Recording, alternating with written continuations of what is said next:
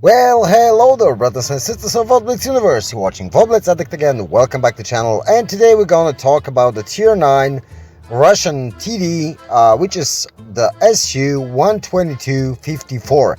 And my oh my, that I enjoyed that tank. Literally, we're gonna talk about the armor in a second, but believe me, the DPM of this tank is strictly amazing and its mobility is also perfect. So it's a great combination if you like kind of those tanks.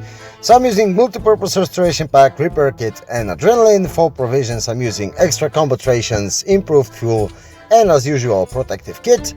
For ammo loadout, 21 AP rounds, 8 heat rounds and 6 HE rounds. They're not spectacular but are good enough. Gun armor, of course, just look at this, 4221 DPM. It's just simply amazing. And you don't need that much of a pan, you have enough. Believe me, gun armor is better. Enhanced gun lane drive, vertical stabilizer because you can shoot on the move with this one. Refined gun is not really useful in this tank. Defense system, improved assembly. I would go for the toolbox if you like those last models. Camouflage net, of course, improved control as every turretless TD. As you can see, engine accelerator can work on this tank, but I would go with the improved control. Hand consumables for sure for this tank, like yeah, adrenaline plus this will be perfect. Now let's look at the armor profile. There's not much of it, like it's kind of different than SU-101 because you can't really rely on your armor, on your turret armor, let's say upper casement armor. As you can see, you have some trollish, you can take some trollish bounces on the sides and on the gun mantlet, and that's basically it. As you can see, the sides are pretty weak. They're not HE penable for lower caliber guns, but the back is, and the front is, like you can see, it's not spectacular. The best way to play it is just trying to wiggle it to get those shots on the gun mantlet, because you know whatever your angle of your front plate will be, it will be penable for every counterpart on Tier 9. And now let's look at the battles. Like the first one is on Himmelsdorf, and this one is one of the best maps for this tank because you have only 4 degrees of gun depression. That means you need to use normal terrain. Like if the flatter the terrain is, the better for you to perform well in this tank. And we have 2 first class games. Both are on maps with a lot of flat terrain, which is great, and probably that's why this tank performed there very well. But you will see that how mobile this tank is. You can go 50 kilometers per hour. It's based on T-54 chases. That means it has mobility of T-54, and you know that engine on T-54 is really good and gives you a lot of power on your tracks.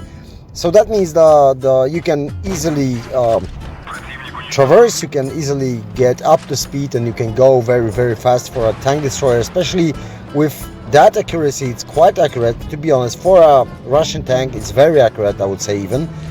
And it has nice DPM. Like look at this, you have 420 average alpha, as I remember, with like less than 5 second reload time, which is great because every 5 seconds you can deal, like let's say 6 seconds, you can deal 400 damage. It's epic, it's epic. You will see in one of the games that T-5041 had some issues with me. Look at this. Can I have an Action X? Well, hello there. Whenever it doesn't have the points, that it doesn't have the space armor, you can pan easily. Look at this, look at this. It's really, the penetration is enough. That's why I use the gun rammer instead of calibrated shells, because I rarely used heat on this tank. Believe me, I rarely used heat.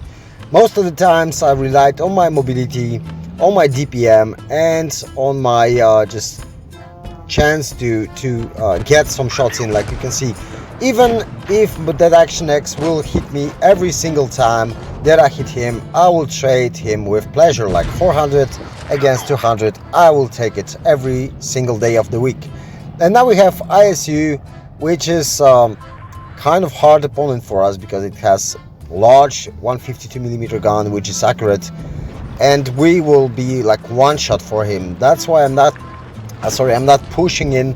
I'm just waiting for my amigos to take some attention of him. I'm trying not to get slammed, and I made a kind of mistake, but I was able to back up, and he was shooting IS-6, which is great, because now we have T-49, and T-49 received a nasty shot. I blocked his turret. That means he couldn't shoot us back, which is fortunate for us, because now we can push forward and deal some more damage. Like, look at this. That's a Tiger 2, and if you can see, if he's straight forward, if he's facing us, there's no chance he's gonna bounce on the front plate, upper or lower plate. If he's angled, then yeah, sure, but otherwise his armor means nothing against this gun, and he will just find it out very soon, as I decided just to push him, because I can take one more shot. I want the damage, and you will see how unfortunate I was,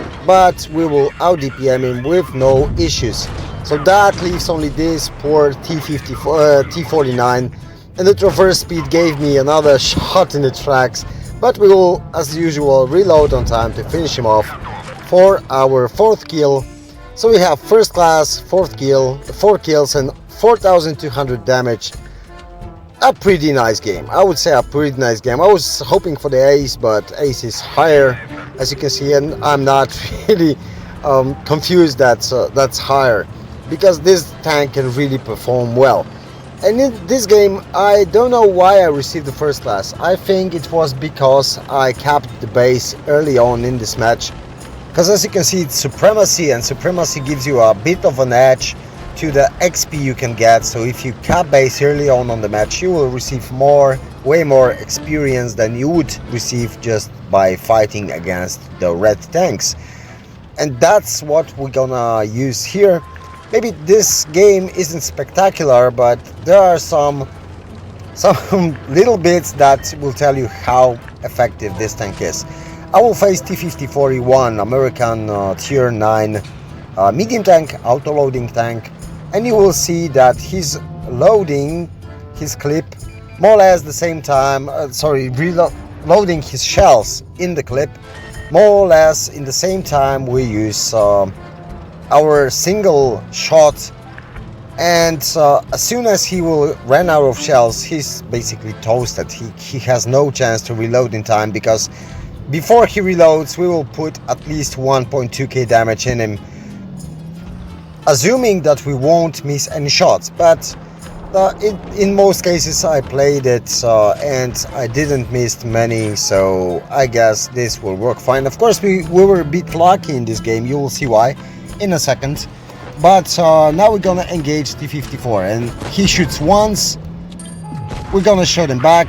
He should shoot second shell, we will shoot him back. He shoots third, and now he's out of ammo, and now it's time for me to push and unleash my DPM, and he has no chance to overrun us, because we are so freaking fast, like a medium tank. We were faster than this poor guy, and my teammate will help me a bit, but still we're gonna receive one shell, I guess. No, we're gonna receive a shell from this Leo, but Leo will receive a nasty shell from the back.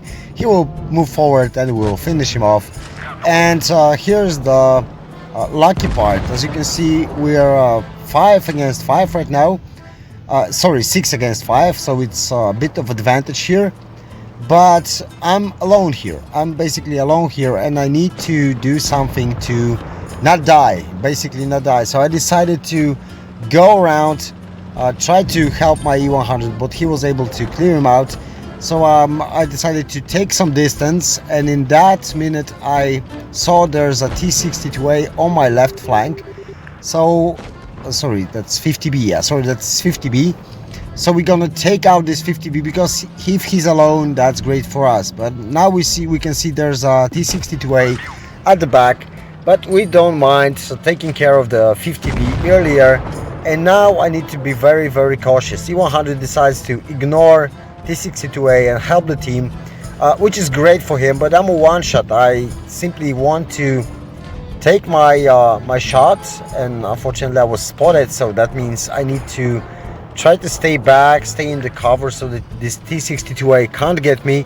and my amigo says that I should farm some damage on him. At first I didn't notice he was AFK. Probably he had some connection issues, because as soon as I poke out he starts moving, and now it's a situation where he's going towards me and I don't want to get shot. And as soon as he gets there, suddenly he stops. I thought he was aiming at me, but my amigo will tell me now that he's not even aiming at me. So that means I can push, because this tank, as you can see, is low enough, so you can't really shoot through that little ridge. Now we can hit him, but the turret will bounce, more or less 100% sure of that. We're gonna try, but that really doesn't change anything. And as soon as we move in front of him, he gets alive again. But fortunately we're gonna have at least 2 shots at him, and somebody else will finish him off, I guess. As I remember, maybe, yeah. But still, we did 3.3k damage, almost 3.4, which was great. And that's basically all for this episode, boys and girls. Hope you enjoyed it. Hope you will like playing this tank. If you like my videos, please consider subscribing. Take care, bye bye, and catch you all on the battlefield.